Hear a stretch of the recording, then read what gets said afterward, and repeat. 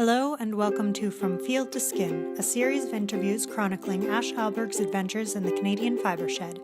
Our fifth episode features Romy from Circle R Livestock and was recorded in May 2018 in person on Treaty 3 territory in Ontario.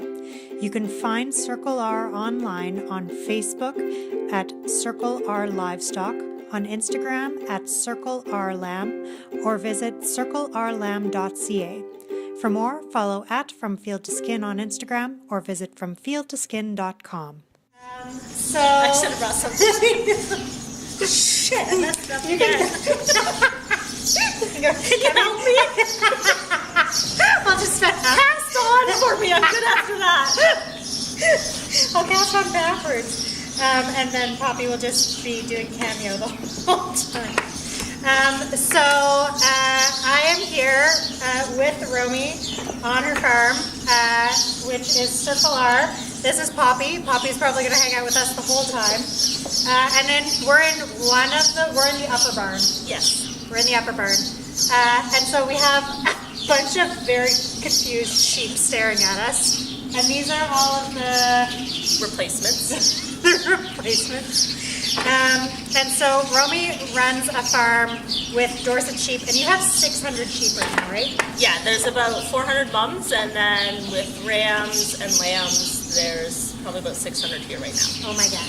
So lots of sheep, which is super cool because this is the first time that I've been talking with anyone who runs a meat farm, which is a huge amount of our sheep industry here in Canada. Like, I know in Manitoba, we're here in Ontario, but in Manitoba, we're the largest growing sheep producing province in the country, and it's specifically because of the meat farms. Ontario, Quebec, Alberta, and Manitoba would be the bigger ones. And probably 95% of sheep farms are doing it to raise lamb for meat. Yeah, which we just ate for lunch and it was delicious. So tell us a bit then about your personal fiber journey and like why are you, I mean, there's lots of reasons why, but why are you running a meat farm and also then taking your fleeces and making fiber products for them?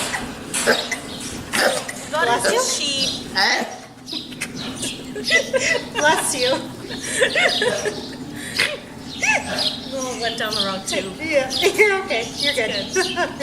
We got sheep. Ryan he got his first 25 sheep about 14 years ago. Okay. Wool wasn't even on the radar. You get sheep to raise meat. That's the main market. And then we expanded. We really liked working with the sheep, and we saw a good market for it. There's a really good ethnic market for it. Canada isn't a steak and potatoes country anymore. Lots of people eat lamb now. So we saw lots of demand there. And that's how we pay our mortgage, is with the meat. But yeah, we always have to deal with wool. We're shearing each ewe at least once a year, more like every 10 months. So we shear before lambing, so they're nice and clean. Yeah. For lambing, they don't have dirty wool for the lambs to get in the way of the udder and stuff like that. So we're always dealing with the wool, and I think probably right from the start, you know, I know wool makes yarn. Yeah. But it'd be nice to do something with this or whatever, and then just shove it in the bag and just send it away. Yeah. And then a couple years ago, I thought, well, maybe I should actually go get some yarn made, and I just grabbed fleeces and brought them to the mill. And they're like, what is this? So then, you kind of start learning about how to skirt fleeces, how to look at the fibers, make sure there's no wool break in it, and stuff like that. So last fall, I sent some big batch of wool down to the U.S., to Michigan to get milled, and so that was kind of our first big batch, and I'm really excited with what they did to it. Yeah. I see lots of possibilities, and we've got lots of wool to work with, so hopefully it goes well. That's so cool. So you're not a knitter then? I can knit. You can knit. Squares. I can crochet a hat. My mom usually has to help me start, or I have to Google it. There you go. So what made you think? Was it literally just a thing of like, this is a potential secondary income for us, or were there enough people around you who were more curiosity. Yeah. And then I discovered that there are people who like to knit and crochet and felt and weave and all of this other stuff. Yeah. Because at the farm here, we're just stuck in our little farm world. Yeah. We don't go to downtown Toronto and see people knitting, right? Yeah, Which exactly. it happens. So I kind of thought, well, if there are people that actually want this, maybe I should look into it a bit more seriously, do some more research, and figure out what we could do with it. That's so cool. And you guys even have like wool batting for quilts. So Yes. it's amazing. So you guys are part of Upper Canada Fiber Shed. What does Fiber Shed mean to you? At what point did you decide, okay, this makes sense to connect with the local Fiber Shed? And then what does that mean for you, just kind of across the board? I guess I take it really literally that you can get local fibers and use it to make your clothing. Yeah. Which is a really novel idea because generally we're importing everything that we wear for clothes, right? Yeah, exactly. So I thought it's a great way to get into that and learn a bit more about it. Yeah. Use our own wool. Yeah, exactly. And so, do you find that it's like tricky to get people to use your wool, or is there, because I mean it is a meat breed, it's really beautiful, like the shawl I made has just gorgeous structure but also is like surprisingly drapey. I think people in the wool world are so stuck on that it has to be merino or a specific wool breed, which is really not what you should be doing. A healthy sheep will produce a healthy fleece, which will make a nice yarn. You might have to use it for something different, right, or you might have to get a different different weight of yarn made or something, but you can all make nice stuff out of all of it. Yeah. So just because it's labeled as a meat breed doesn't mean you can't use their wool, because they all produce wool. Yeah. You just have to be willing to think about it a little differently. Yeah, definitely. Mm-hmm. Bye, Poppy. So, what do you think stops people then from engaging with the Fiber Shed, and then also with, I mean, we just kind of talked about it, but for people who are knitters or weavers or whatever, what do you think stops them from engaging with the Fiber Shed, whether it's a meat breed or even just like a specialty fiber breed? Like, why wouldn't people be using the stuff that is local? It probably comes back to the rural divide. Yeah. Because a lot of time people don't connect with, oh, I can just come to your farm and buy meat or buy fleece. Well, yeah, that's what we're here for. And as farmers, we don't necessarily step out of our comfort zone sometimes either to go out and look for markets. So there's definitely the divide in there. So probably a lot of it comes from that. Yeah. Like, you guys have a really impressive social media presence, especially for a farm that is like you're growing food primarily, and it's like for a million different reasons, including the fact that especially in Canada we have really shitty internet service in rural areas. Like, to have a strong social media presence and to understand how to use that and take the time to do it when you're so busy with other things. I think it's really important because yes, we're busy. But if I don't tell people what's going on the farm, they're not going to know about our product anyways. Totally. I want them to come to our farm to buy stuff or buy Ontario lamb, whatever it is. So I just think it's a way to help educate consumers about what goes on here and kind of put a face on that, on the food or the wool or whatever it is. Because usually people just go to the grocery store and pick up their food. So help educate a bit. Yeah, which I think is really important, especially for, like, if you're going to eat meat, then be aware of where it's come from and what goes into that process, even if you're not the one who's ultimately comfortable with doing any of the butchering or anything, that at least you understand this was the process of how this meat ended up on your table. Yeah, exactly. And it's not even necessarily knowing perhaps where it came from or the specific farm it came from. It's just being familiar with the process and understanding what happens, and regardless of where it comes from, knowing that the farmer and everyone involved in the process is really committed to doing a good job. I mean, animal welfare is our number one, because I mean that's what we count on to pay for the food that our kids eat too, right? Totally. So it's really important that people understand that whole process. Yeah, I think it's so funny because when you have folks, and I mean, I was totally like this when I was younger, where because we see these horrors of factory farming, then it's just an assumption that, well, if you're eating meat, then it's not been cared for properly. And it's like, no, if you're a farmer, if you're doing your job poorly, as in you're not taking care of the animals, then you're not able to make any money off of it. The term factory farm is something I really hate, because there's no, I mean, first off, there's nothing wrong with the factory, right? Yeah. Just like where you get your car or your phone or any of your other consumer goods, right? It's going through a process where it's getting made. Yeah. Sometimes there are bad things that happen on a farm, and we don't like to see that either as farmers. Other times, a lot of it's really taken out of context. So you can easily take a picture, Photoshop it a bit, take a picture at the wrong angle, make it look really terrible. Yeah. It's always a struggle to deal with that. So yeah, absolutely. Hopefully we can get some more good pictures out there and have people come visit the farm and show what we're doing. Yeah, and I think that's a big part of it too, right? Is like if you're a city person and you're not a farmer and you don't understand what that looks like, then it might look to you like an animal is in distress, and in reality they're like super chill and actually just in the middle of a sneeze. Like you have to take it in context too. Yeah. So what do you think is an easy way for people to get engaged with the Fiber Shed in that case? Ask questions, come to the farm. I'm home, we're here. Just drop by. Yeah, drop by.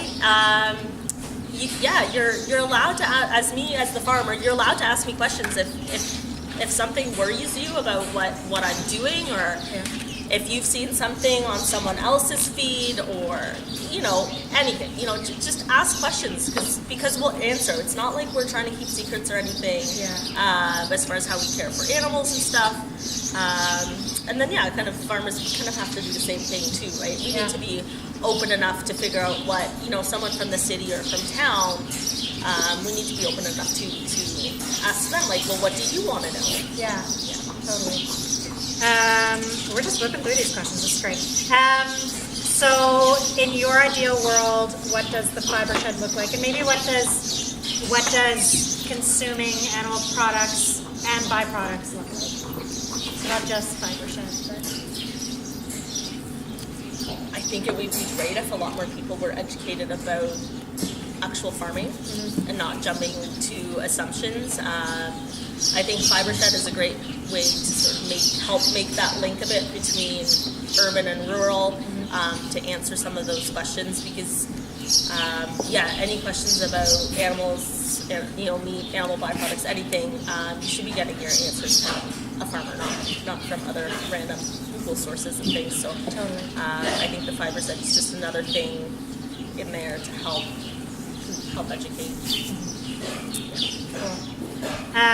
So what are the next steps for you guys? Like, what, you have 600 sheep, like, is that a normal thing? How are you planning on expanding or not expanding? What are your plans? So you saw the giant hole out front, right?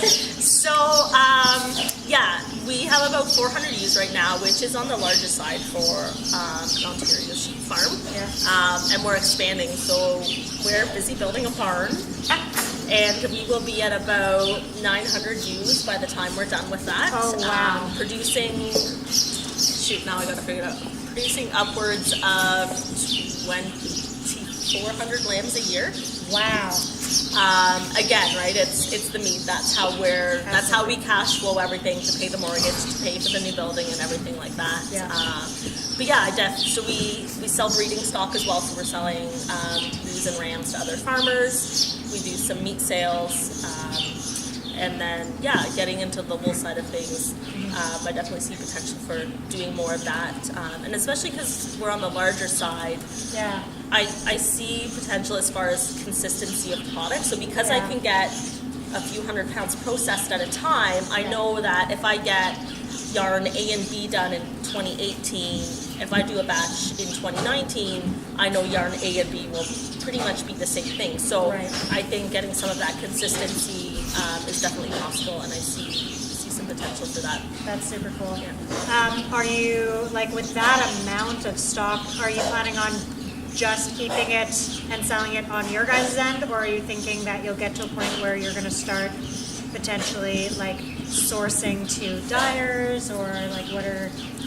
I think I'm gonna aim towards sourcing to dyers and some stores as well. I think I might set up a bit of a farm store here, but Yeah. that's a whole nother commitment, right? Because if I have a store here, I might need set hours, and depending Yeah. on the day and the week and the month, Yeah. that may or may not be possible. But Totally. Like, who if you're in the knows? middle I of don't lambing know. season, you can't necessarily be, like, sitting Yeah. waiting for something Yeah. to drive up. But yeah, like it's, and on the other hand, right, if I do have it, just tell me when you're coming. Yeah, Which totally. sometimes is kind of hard for people to fathom. Like, Yeah. just tell me when you're coming and I'll be available. Yeah, totally. So yeah, that's kind of the other way I'm kind of thinking of it. Yeah. Oh, that's so cool.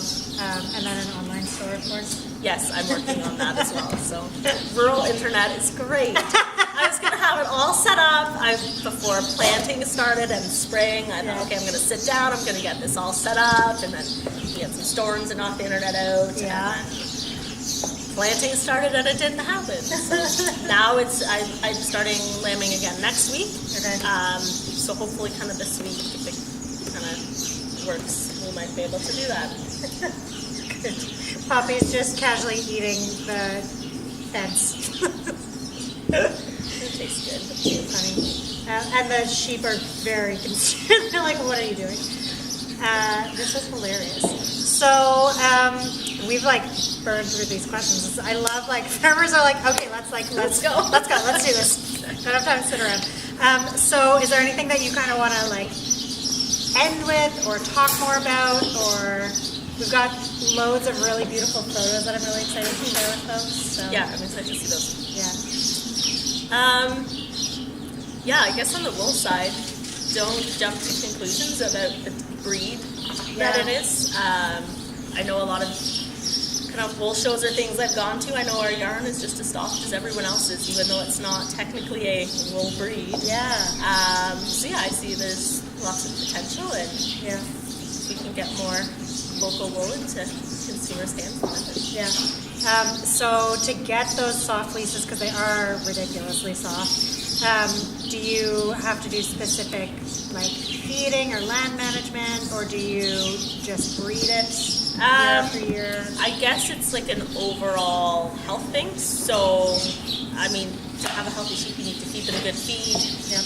Good feed comes from good soils, good crop management. So yeah, everything comes down to that. I know just with how we manage the flock too, so we do a lambing group every other month. Yeah. So we've got, at any point in the year, we have a group that is breeding, so the rams are in. We have a group that is bred, so we ultrasound to check if they're pregnant. We have a group that is close up to lambing, and then we have a group with lambs on them. Then we also have, like, the ones behind us, like the young ones that are weaned. Yeah. So we've always got those groups around, and each group actually has a different ration Okay. made up by an animal nutritionist. So we test all the feed, or first off, we test the soil to figure out what the soil and the crops need. Yeah. Then once we have our feed, we test the feed to figure out what's in it. Then we balance our rations to make sure they're getting what they need based on those various stages. And yeah, I think it's making a huge difference on successful breeding and lambing and growth and everything. But I think we can definitely see it in the fleeces too. Yeah. I know our shearer is always complimenting on us how easy they are to shear, like how nice the fleeces come off. So Cool. he notices this too, that it's a good fleece and that they're healthy. Yeah. Cool. There's, like, a lot of science involved. Yes. Crazy. Yeah. Cool. This is amazing. So yeah, I guess we'll have lots of really awesome photos, and the shawl uses 2 skeins of your worsted, which seems to be fairly regularly available. Yeah, I think the one you used was the 3-ply. Yeah, I think But so. I also have a 2-ply, and Yeah. then I have a 2-ply like DK that would be That would fairly also similar. Yeah. So if you need yarn, Romi's got yarn for you. A whole pile. This has been fantastic. Thank you for this. Thank you, Poppy. Thanks for coming. Yeah. Thanks, everyone. Points for this one. Yeah. Look at me, I'm cute.